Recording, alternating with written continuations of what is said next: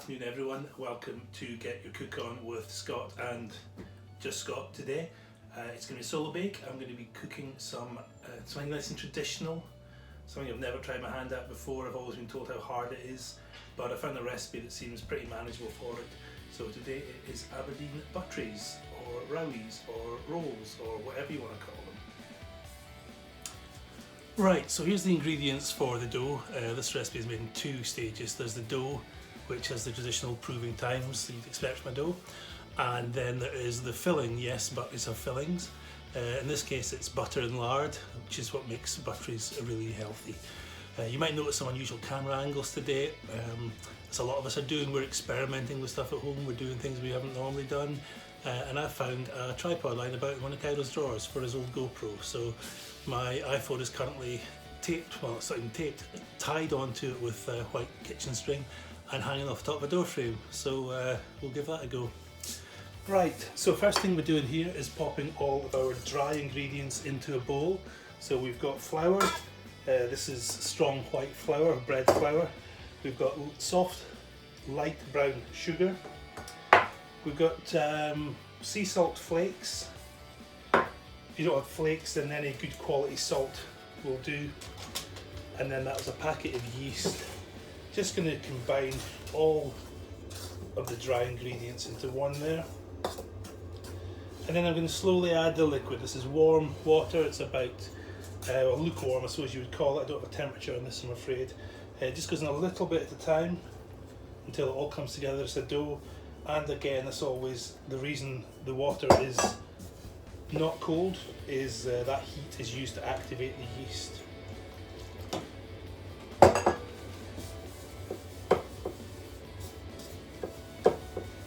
The reason we're not adding it all at once is you might not need it all. Once it starts to come together and into a dough, then that's you done with applying your liquid. Right, so here is the, can you see that? Is the sun shining on that? There we go.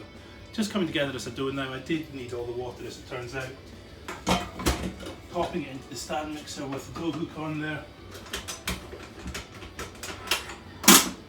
And that's going to get about 8 minutes on a medium setting, just for kneading.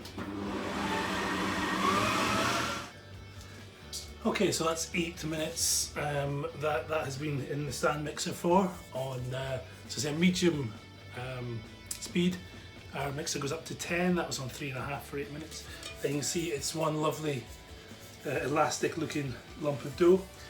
Goes into this bowl here, which has been lightly greased with vegetable oil. And just get that in.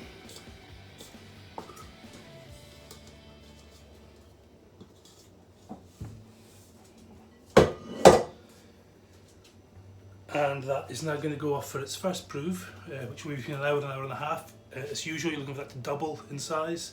Cover it with cling film, pop it in a nice warm place in your house. Come back, check it after an hour. If it's not quite doubled, give it a little bit more time.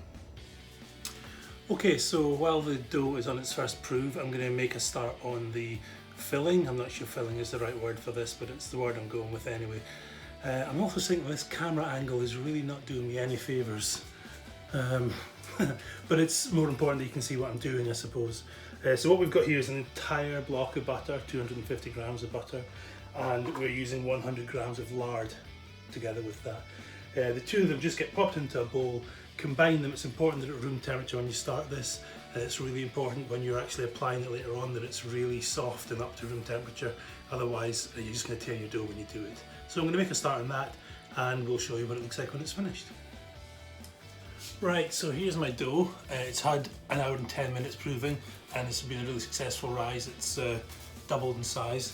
What we're going to do now is use a little bit of a knead.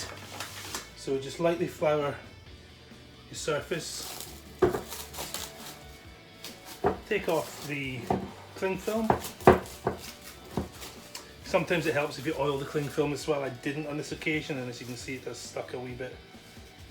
Nothing major. Just get rid of that, and then this should turn out relatively easily because the bowl was oiled. Just onto the floured surface.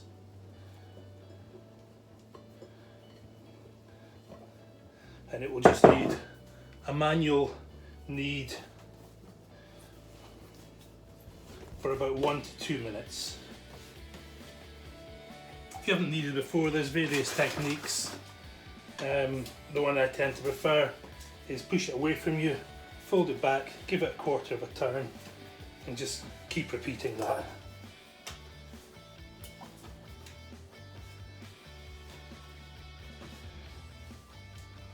Right, it's time to roll out the dough. I've floured my surface again.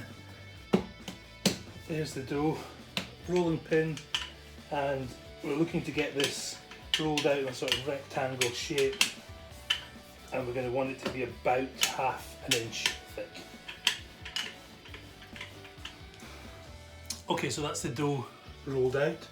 This is my butter and lard mixture. I've divided it into 4 separate containers, each with the same amount in them, and this is what's going to create the flaky layers that you get in a buttery. So I'm popping that onto the dough, and you want to spread it so that it's about, well, so that it's covering 2/3 of the dough. Okay, so that's it spread on now, it's covering about 2/3. Now we start folding it to create layers of dough, butter, lard, dough, butter, lard, dough, butter, lard.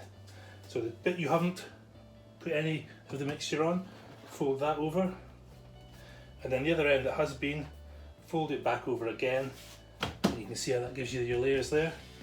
And at this stage you want to roll it again to get it back into the same shape, to repeat that procedure 3 times.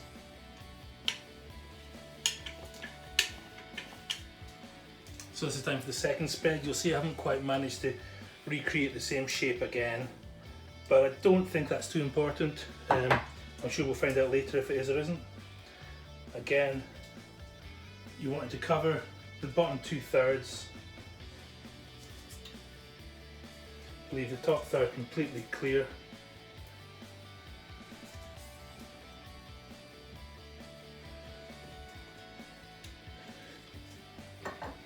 And again, fold in your unbuttered side up from the bottom, and there, that has exponentially doubled your layer numbers again, and back for another roll. Okay, I've now managed to get something of the original shape back again, and it's time for the third.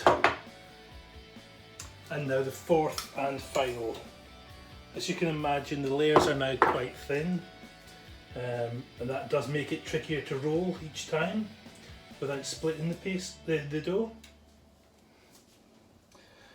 And it's also started to feel very greasy for a dough, and very heavy. Now that I've seen how much butter and lard goes into these, it does make me question why the first thing I do with a buttery is cover it in butter. So that's all 4 layers in there now. The next step is supposed to be roll it back out to its original size. I think I'm going to struggle with that, to be honest, because it's, not sure how I would describe it, but it's heavy, it's dense, it's greasy, probably everything a good buttery should be, but I'll give it a go.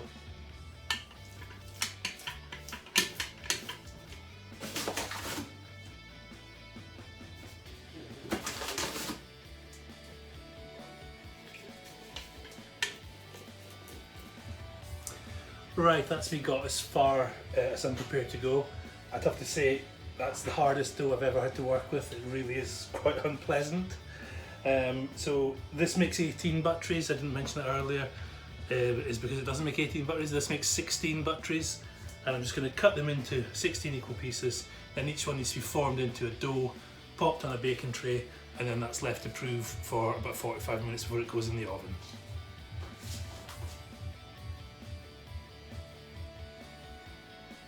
Okay, so that's them on the baking tray to prove.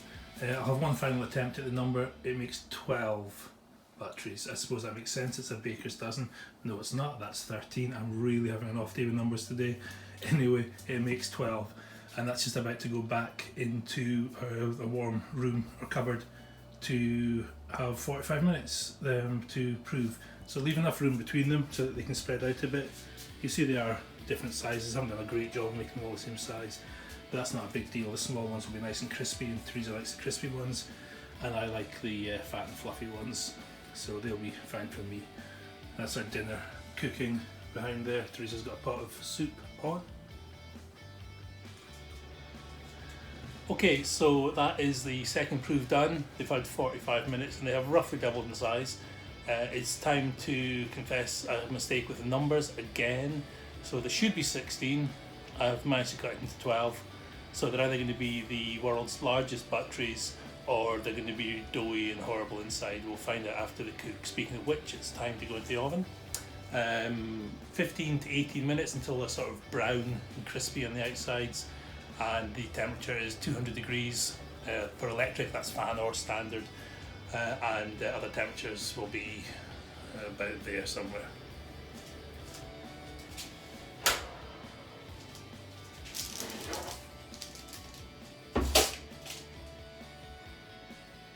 Okay, so that's the butteries out of the oven. It took a bit longer than the 18 minutes or so that it said they would need because they're such beasts. They've had about 22 minutes.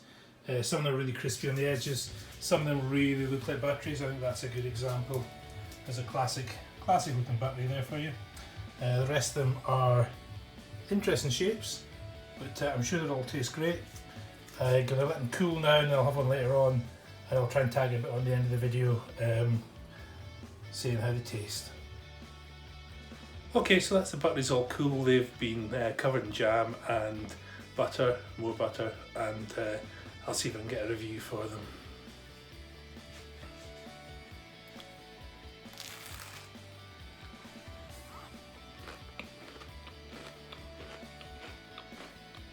Best roll ever.